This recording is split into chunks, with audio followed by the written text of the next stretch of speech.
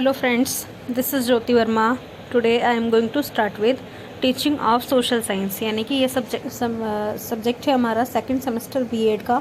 और इस पेडागोजी में हम पढ़ रहे हैं कि किस तरीके से सोशल साइंस पेडागोजी को टीच किया जाता है। तो इसके अंदर हमने लास्ट वीडियो में developing generalisation at developing concept के बारे में पढ़ा था। उसके बाद हमने देखा था कि कौन कौन से इश्यूज़ एंड चैलेंजेस आते हैं सोशल साइंस की टीचिंग और लर्निंग में। आई होप आपको ये वीडियोस बहुत अच्छे से समझ में आई होंगी, और अगर आपने वीडियोस नहीं देखी हैं तो आप प्लेलिस्ट में जाकर वीडियोस देख सकते हैं। तो आज का हमारा टॉपिक है एकीकरण की तकनीकी एवं इसकी उपयोगिता, मतलब concept formation and concept mapping. तो इसके अंदर पहले हम कॉन्सेप्ट फॉर्मेशन को क्लियर करेंगे, उसके बाद नेक्स्ट वीडियो में हम कॉन्सेप्ट मैपिंग को क्लियर करेंगे। तो सबसे पहले हम कॉन्सेप्ट फॉर्मेशन बेसिकली होता क्या है, कॉन्सेप्ट क्या है, कॉन्सेप्ट के बारे में हम देखेंगे। प्रत्यय का परिभाषीकरण यानी कि डिफाइनिंग कॉन्सेप्ट, किस तरीके से कॉन्सेप्ट को डिफ़ाइन किया जाता है, इसके बारे में हम देखेंगे। तो इसके अंदर विचार यानी कि आपके जो थॉट्स हैं मानव मस्तिष्क की, मतलब हमारा जो मस्तिष्क है उसकी अभिव्यक्ति है। इन विचारों को सामान्यतः शब्दों में व्यक्त किया जाता है। मतलब किस में व्यक्त किया जाता है, शब्दों को किस में मतलब जो हमारे विचार हैं उसको शब्दों में व्यक्त किया जाता है। जैसा कि आपको पता ही है कि अगर आपके पास शब्द नहीं होंगे, कोई लैंग्वेज नहीं होगी, तो आप अपने विचारों को व्यक्त नहीं कर सकते, किसी के सामने एक्सप्रेस नहीं कर सकते। तो जो हमारी विचार हैं वो किसके द्वारा व्यक्त होते हैं, शब्दों के द्वारा। ये शब्द हो सकते हैं पौधा, पशु, मेज, कुर्सी, सेब आदि। इन शब्दों से बोध होता है यह पशु है, पौधा है या कोई फल है। मतलब जो भी आपको कहना है उसका आप प्रॉपर एक वे में बोलेंगे कि ये चीज़ आप कहने वाले हैं या इस चीज़ के बारे में आप बात कर रहे हैं।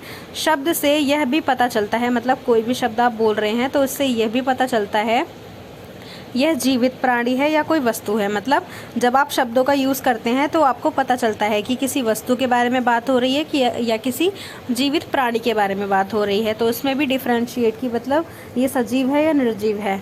मानव मस्तिष्क, मतलब जो हमारा मानव मस्तिष्क है, एक से अधिक शब्दों को जोड़कर किसी विचारधारा या किसी कार्य का होना भी प्रकट कर सकता है। मतलब जो बहुत सारे शब्द होते हैं, अधिक शब्दों को, जैसे कि आप बात करते हैं तो आप बहुत सारे शब्द एक मिनट में बोल जाते हैं, तो उसमें क्या होता है कि आप अपने विचारों को व्यक्त करते हैं शब्दों को जोड़कर।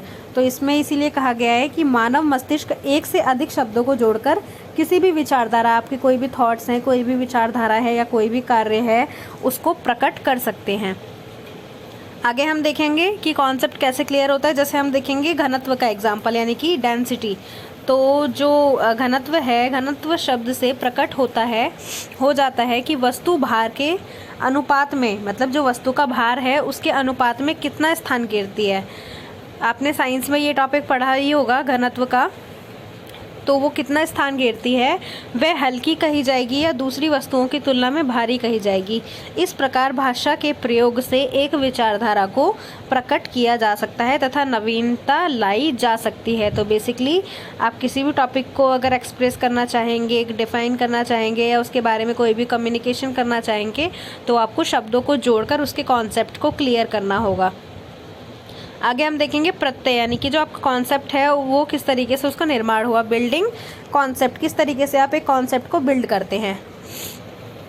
यदि कोई व्यक्ति अपने विषय का विशेषज्ञ है, मतलब अपने विषय में वो एक्सपर्ट है, तो इसका अभिप्राय, मतलब इससे ये मतलब निकलता है, इसका अभिप्राय यह नहीं है कि उसे अधिक ज्ञान प्राप्त है। मतलब ज़रूरी नहीं है कि वो उस विषय का एक्सपर्ट है तो उसको उस विषय के बारे में बहुत ज़्यादा ज्ञान प्राप्त है, या उसने क्या किया है, अधिक सूचनाएं इकट्ठी करी हैं उस विषय के बारे में। यह आवश्यक है कि व्यक्ति अपने मस्तिष्क का अधिक से अधिक उपयोग करके कार्य को अधिक व्यवहारिक व उपयोगी बना सके। मतलब ज़रूरी नहीं है कि उस एक्सपर्ट को, मान लीजिए इंग्लिश का सब्जेक्ट है और उसका बहुत ही स्पेशलिस्ट या फिर कोई एक्सपर्ट है, बहुत ज़्यादा उसने इंग्लिश के बारे में रिसर्चेस की हुई हैं, बहुत ज़्यादा अच्छी वोकैबलरी है उसकी, ये ज़रूरी नहीं है। वो उसको किस तरीके से एक्सप्रेस कर रहा है, उस कॉन्सेप्ट को किस तरीके से क्लियर कर रहा है, वो चीज़ें मेन है। आगे हम देखेंगे नेक्स्ट इसका समय और अभ्यास के साथ, मतलब जो समय है, टाइम है आपका, और अभ्यास यानी कि प्रैक्टिस, इन दोनों के साथ मानव मस्तिष्क ऐसी योग्यता का विकास कर लेता है और विशेषज्ञ बन जाता है। मतलब वो क्या करता है, समय के हिसाब से और अपनी प्रैक्टिस के हिसाब से क्या करता है, उसको और ज़्यादा कंटिन्यू रखकर मानव मस्तिष्क जो होता है, हमारा जो माइंड होता है, वो ऐसी योग्यता मतलब इतना एबल हो जाता है, इतना ज़्यादा डेवलप हो जाता है कि वो उस विषय का विशेषज्ञ यानी कि एक्सपर्ट बन जाता है।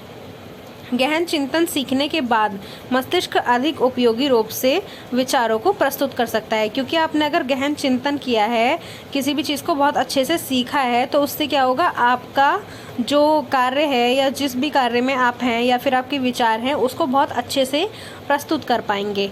आगे हम देखेंगे मानव मस्तिष्क एक कंप्यूटर की तरह कार्य करता है, मतलब एक तरीके से जिस तरीके से कंप्यूटर कार्य करता है उस तरीके से मानव मस्तिष्क भी कार्य करता है। लेकिन ये है कि कंप्यूटर है तो वो थकता नहीं है, लेकिन एक जो मानव का जो मस्तिष्क है वो एक समय पर आके थक जाता है, क्योंकि वो कंटिन्यूटी में इतना काम नहीं कर सकता।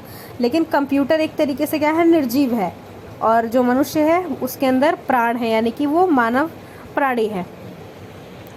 तो इसमें है मानव मस्तिष्क एक कंप्यूटर की तरह कार्य करता है। पहले इसमें सूचनाएं इकट्ठा होती रहती हैं, मतलब आपके माइंड में स्कीमास बनते चले जाते हैं, एक इन्फॉर्मेशन जनरेट हो जाती है, तथा बाद में जब किसी एक विषय संबंधी सूचनाओं को एक साथ प्रस्तुत करने का कार्य मस्तिष्क करने लगता है। मतलब बहुत सारी सूचनाएं इकट्ठी हो जाती हैं, उसके बाद क्या करता है, जब समय आता है तब वो क्या करता है, उस चीज़ को इकट्ठा करके, मतलब जहाँ उसका यूज़ होना होता है वहाँ उन बातों को बोलता है या फिर कम्युनिकेट करता है, अपनी सूचनाएं प्रदान करता है।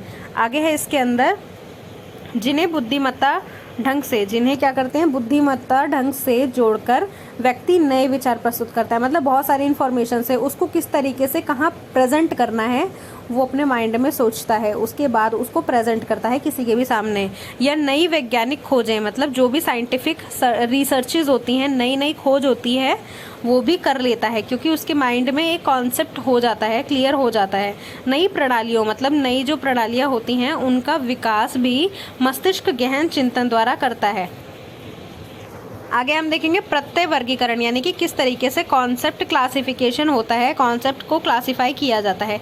एक शिक्षक पूरी तरीके से पाठ्यक्रम का विभाजन समय सीमा को अध्ययन में रखते हुए इस प्रकार करता है जिससे उचित समयावधि में विद्यार्थी विषय की पूर्ण जानकारी प्राप्त कर सके। मतलब एक शिक्षक पूर्ण पाठ्यक्रम, मतलब जो आपका पूरा पाठ्यक्रम, पूरा करिकुलम होता है, उसका विभाजन, मतलब उसको डिवाइड करना समय सीमा को ध्यान में रखते हुए इस प्रकार करता है जिससे उचित समय अवधि, मतलब एक उचित टाइमिंग में विद्यार्थी विषय की पूर्ण जानकारी प्राप्त कर सके। इसीलिए आपके लिए क्लास में पीरियड बनाए जाते हैं।